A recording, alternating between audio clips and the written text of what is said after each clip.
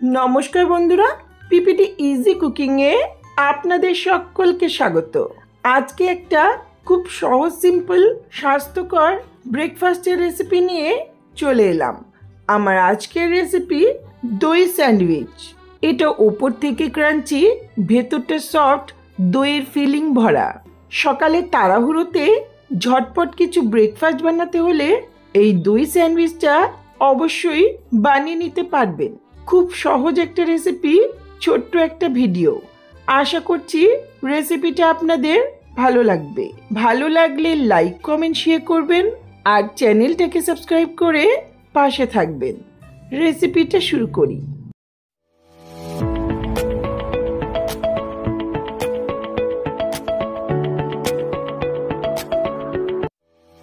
স্যান্ডউইচটা বানাবো normal bread দিয়ে, কারণ স্যান্ডউইচ ব্রেডটা সবসময় সব জায়গায় পাওয়া যায় না।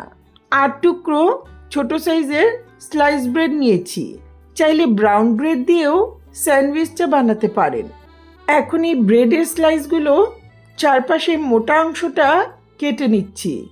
এটা না কাটলেও চলে, তবে অনেকেই এটা বাদ দিয়ে স্যান্ডউইচটা পছন্দ করেন। এই কাটা লম্বা টুকরোগুলো ফেলে না দিয়ে ব্রেড ক্রাম্বস বানাতে পারেন, যেটা অন্য কোনো রান্নায় ব্যবহার করা যেতে পারে।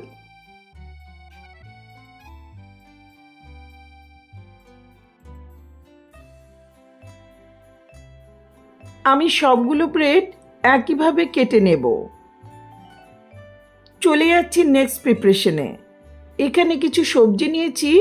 নিচে 1 মুঠো করে মিহি করে কুচোনো বাঁধাকপি, ক্যাপসিকাম, গাজর, শসা, পেঁয়াজ, কিছু কাঁচা লঙ্কা আর ধনেপাতা কুচি। এগুলোকে একটা মিক্সিং বাউলে নিয়ে নিচ্ছি।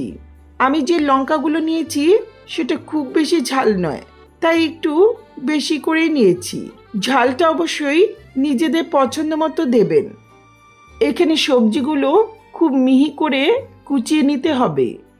চাইলে চপারেও মিহি করে চপ করে নিতে পারেন।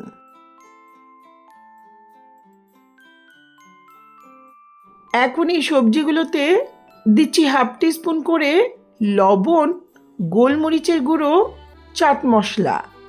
চাট মশলার পরিবর্তে ভাজা জিরের গুঁড়ো ব্যবহার করা যেতে পারে। এখন এতে 5 to 6 টেবিল স্পুন ভালো করে জল ঝরানো ঘন দই ভালো করে ফেটিয়ে দিয়ে দিচ্ছি। দইয়ের মধ্যে জল থাকলে চলবে না। দইটাকে একটা কাপড়ের উপর রেখে জলটা ছেঁকে ব্যবহার করতে পারবেন। এই রেসিপিতে দইটা একেবারে ফ্রেশ নিতে হবে। টক দই হলে খেতে ভালো লাগবে না। এগুলোকে খুব ভালো করে মিশিয়ে নিচ্ছি। চাইলে এতে চিলি ফ্লেক্স ব্যবহার করা যেতে পারে।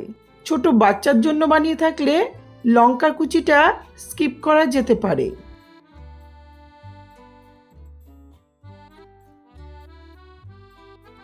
এটা তৈরি হলে এক পাশে রেখে এখন ব্রেডের স্লাইসগুলো আর একটু বাটার নিয়েছি।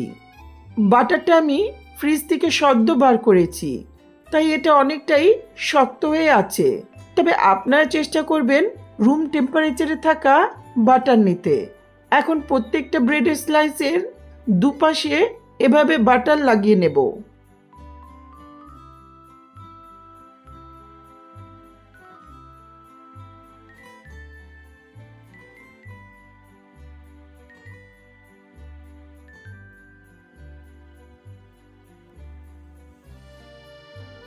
একটাতে বাটার লাগানো হয়েছে। এখন এর উপর এই দইয়ের মিশ্রণটা অল্প করে দিয়ে দিচ্ছি।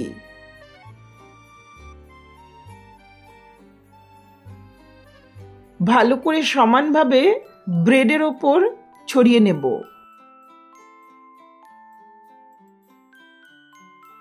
এখন অপর একটা ব্রেড স্লাইসের ওপর ভালো করে বাটার মাখিয়ে এর উপর বসিয়ে দিচ্ছি।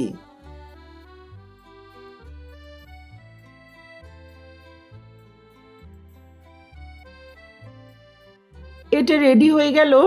এটা একপাশে রেখে বাকিগুলো আমি একইভাবে তৈরি করে নেব।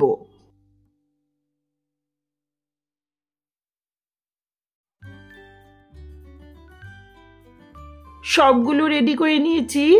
এখন এগুলো সেঁকে নেব। গ্যাসের আঁচে একটা তাওয়া বসিয়ে এতে স্যান্ডউইচগুলো দিয়ে দিচ্ছি। লো ফ্লেমে কিছুটা সময় নিয়ে এক পাশটা হালকা লাল হওয়া পর্যন্ত ভেজে নেব।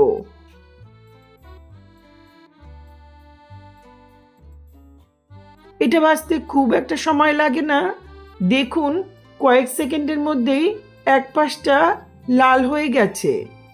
এখন এগুলো উল্টে নিয়ে অপর পাশটাও হালকা লাল করে ভাজবো। একটু সময় নিয়ে ভাজলে স্যান্ডউইচের ওপরটা বেশ মুচমুচে হবে। এগুলো দুপাশ থেকে হালকা লাল করে ভাজা হয়েছে, এখন তুলে নিচ্ছি। লবণ দেওয়ার পর সবজি থেকে জল বেরিয়ে আসে, তাই স্যান্ডউইচটা বানানোর পর সঙ্গে সঙ্গে সার্ভ করতে হবে। তৈরি হয়ে গেল দারুণ স্বাদের দই স্যান্ডউইচ। যেমন স্বাস্থ্যকর তেমনই সুস্বাদু। সকালে চটজলদি কিছু বানাতে হলে কম সময়ে এই স্যান্ডউইচটা অবশ্যই বানিয়ে নিতে পারবেন। এটা উপর থেকে ক্রাঞ্চি, ভেতরটা সফট। এটা একবার ট্রাই করলে বারবার কিন্তু বানিয়ে নিতে চাইবেন। তাহলে কেমন লাগলো আজকের এই সহজ স্যান্ডউইচের রেসিপিটা? আশা করছি আপনাদের ভালো লাগবে। ভালো লাগলে লাইক, কমেন্ট, শেয়ার করবেন আর চ্যানেলটাকে সাবস্ক্রাইব করে পাশে থাকা বেল আইকনটা অবশ্যই প্রেস করবেন, যাতে আমার ভিডিওর নোটিফিকেশনগুলি আপনাদের কাছে সহজেই পৌঁছে যায়। ধন্যবাদ।